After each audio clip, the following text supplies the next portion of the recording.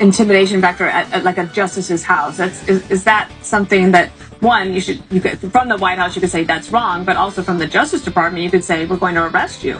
You know, if only the Attorney General would act against the people who are violating a federal code the way he tried to act against parents of children in schools, calling them domestic terrorists. I mean, we would have some sense of equity here, but there is no equity because the left traffics in rage.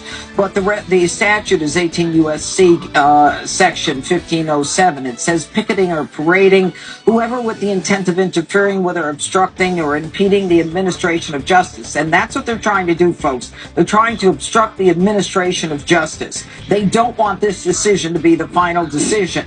And with the intent of influencing a decision, the decision with a judge, and I'm trying to cut through this, resorts to a demonstration in or near a building or residence, and they're talking about judges shall be fined or imprisoned to not more than 1 year.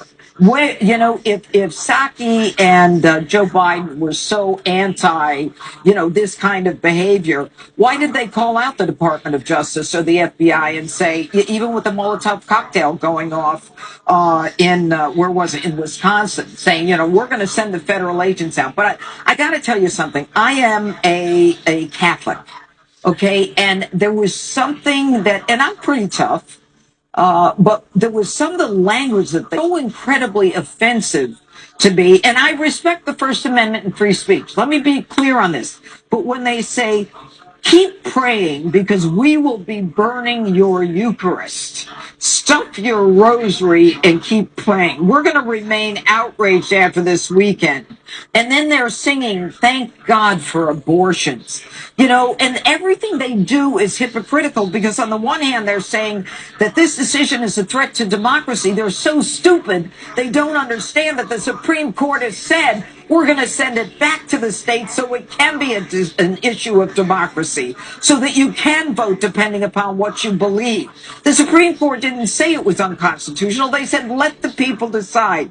And finally, I think the outrage is even worse when they say, they show the hangers and all that, and that this is how people die, this is how people die. Well, I don't want to get into, when does life begin and all that, although you did reference it, Jesse, and I think most people would agree with the first, second, and third trimester, the way you analyze it.